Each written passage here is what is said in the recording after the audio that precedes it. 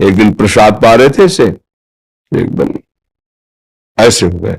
रुक्मिणी जी मन की बात, तो उनका प्रभु ऐसी स्थिति आपकी तभी होती जब कोई आपका भक्त भूखा होता है।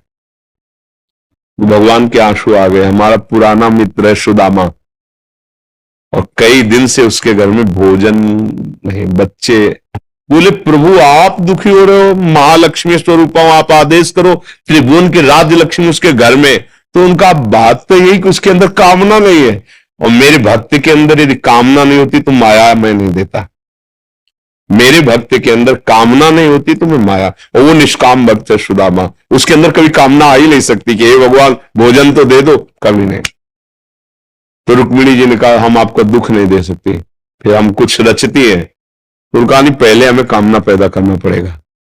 भगवान सोच रहे पहले हमें भक्त के हृदय में कामना पैदा करना पड़ेगा। गए एक भिक्षुक के रूप में, जब सुदामा जी भिक्षा को गए थे, भिक्षाम दे, अतिथि धर्म गृहस्थ में बहुत बड़ा धर्म होता है, दरवाजे आए हुए का आदर करना चाहिए। तो कुछ ना हो तो वचन से है, निकली भिक्षाम दे। तो उनका भगवान हम भिक्षा देने लायक नहीं है। क्यों? उनका एक पुत्र हुआ है, इसलिए सूदक है। ठीक है, 15 दिन बाद आ जाएंगे। बोले मत आना, क्योंकि हमारे जो पुत्र हुआ है वो दरिद्र नामक पुत्र हुआ है, और इसका सूदक पूरे जीवन में नहीं जाएगा। अर्थात हम दरिद्र हैं, हमारे पास कुछ है ही नहीं जो मैं आपको दे सकूं। भगवान ने कहा सुना है तुम्हारे पति के मित्र द्वारिकाधीश भगवान है, जिनके मित्र श्री कृष्ण द्वारिकाधीश है, उनकी ये दशा, एक बार कहो ना अपने पति से कि अपने मित्र के पास जाएं। भगवान चले, पत्नी आए, जब आए सुदामा जी तो पत्नी ने कहा कि हाँ हमें तो स्मरण नहीं था आपके मित्र द्वारिकाधीश है ना, आप उनके पास जाओगे तो मैं कभी इस बात के लिए नहीं जाऊंगा कि श्री कृष्ण मुझे सांसारिक वस्तु दे। नहीं नहीं। बोले अब कब कह रही मांगना, आप केवल जाओगे तो आपकी दशा देख करके वो आपको दे देंगे। बोले तुम कहती हो तो हमें दर्शन मिलेंगे मेरे प्यारे के, इसलिए मैं जा सकता हूं। अब मित्र के पास, गुरु के पास जाए तो कुछ ऐसा शास्त्रीय सिद्धांत है, कुछ भेंट ले जाए, बेटी के यहां जाए, गुरुदेव के यहां जाए, आराध्य देव के यहां जाए, ऐसा, और मित्र के यहां जाए तो उनका भेंट के लिए, अब खुद खाने के लिए भेंट क्या। सुदामा जी की पत्नी का देखो प्रयास करती, 4-5 मोहल्ले के घरों में गई तो कुछ तो ऐसे थे देखते ही बंद कर लेते थे दरवाजा, मांगेगी आके और क्या है, थोड़ा एक प्रिय भाव रखती थी। तो कहा हमारे पति द्वारिकाधीश से मिलने जा रहे हैं, कुछ उनकी भेंट के लिए। तो सूप होता है, सूप से जैसे पछोरा जाता है, अच्छे चावल पीछे हो जाते हैं, टूटे वाले आगे हो जाते हैं, वो टूटे हुए तंदुल जो वो दिए किया, ले लो, वो तंदुल लिए 3 मुट्ठी। और उनके पास अच्छी रुमाल भी नहीं थी, क्योंकि सब पैसे से होता है, गरीब, इतने गरीब, अपनी फटी हुई कपड़े की धोती उसमें चावल। पूरा बहुत बड़ा चरित्र पर जब भगवान के द्वार में पहुंचे, तो जहां ब्रह्मा और शंकर भी खड़े रहना होता है, वो द्वारिकाधीश का वैभव।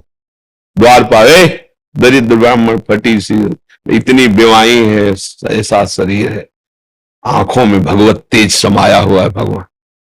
तो उनका भैया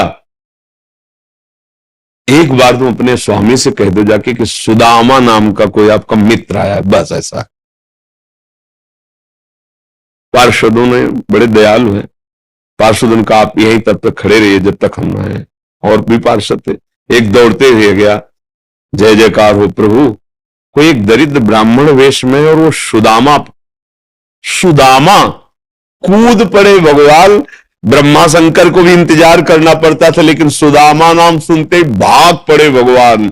और ये शब्द आश्चर्यचकित बात, रुक्मिणी जी, पार्षद सब देख रहे हैं कि ऐसे तो कभी भगवान नहीं भागे कि भाई ब्रह्मा जी आए भगवान भाग पड़े या शंकर जी आए, सब आकर इंतजार करते हैं। और प्रभु जब निकल, प्रभु दौड़ के गए सुदामा जी को। सुदामा जी संकुचित हो रहे कि मेरी हड्डियां ऐसे सुकोमल, तन मेरे श्याम सुंदर के लग रही होंगी, वो सकुचते जा रहे कि इतना बड़ा वैभव स्वामी हमें ऐसे।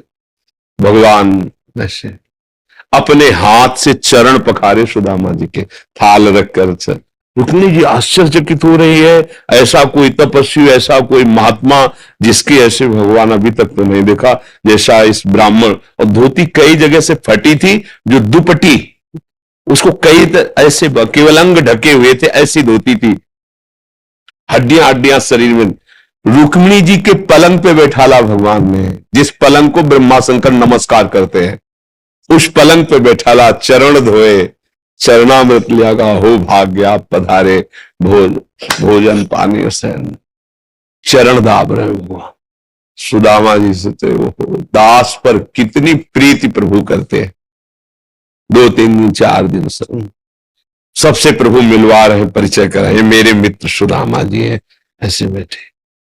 और सबके बीच में कहा कि ब्याह हो गया है, क्योंकि जब मित्र बने थे तब तो गुरुकुल में थे। तो सुदामा जी ने कहा पुत्र भी है, हाँ, तो भाभी ने कुछ दिया भी होगा हमारे लिए।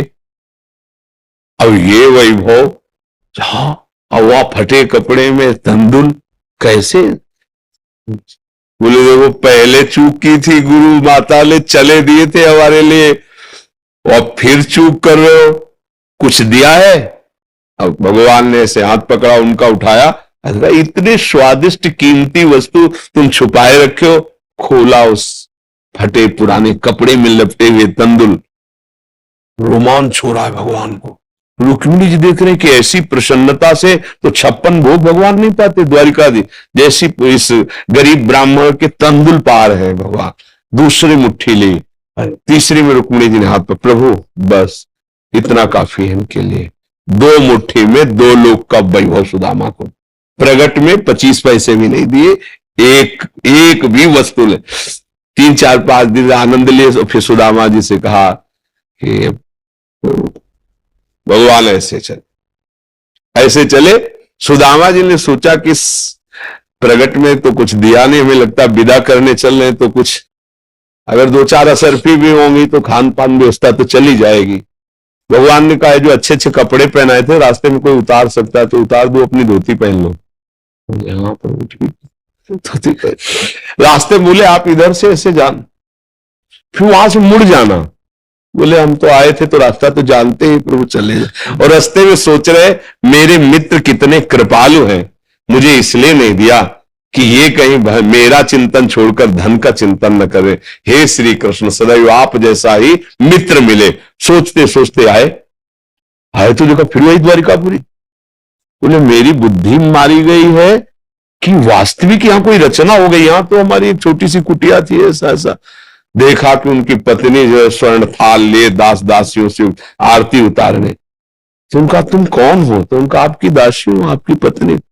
ये सब बोले जिनके पास गए थे ना, उन्होंने सब अश्रुपुलकित हो रहे कि वास्तविक तेरे दरबार की आली निराली शान ये देखी, सखावत खुद तेरी गलियों में चक्कर काटते देखा, फैलाया हाथ जिसने तेरे दरबार में आकर तुझे देते नहीं देखा, मगर झोली भरी देखी। ऐसे अगाध सिंधु भगवान का दासत्व भला हमको निष्फल कैसे हो जाए? हम जो राधा राधा जप रहे, हरि हरि, ये कभी निष्फल हो सकता है। पर धैर्यवान रहो, धैर्यवान रहो। समय से जब आएगा तो आप निहाल हो जाओगे। अश्रद्धा मत करो, और ऐसा भी मत सोचो कि भरण पोषण हमें नहीं, ऐसा नहीं, त्रिभुवन में कोई नहीं है, सब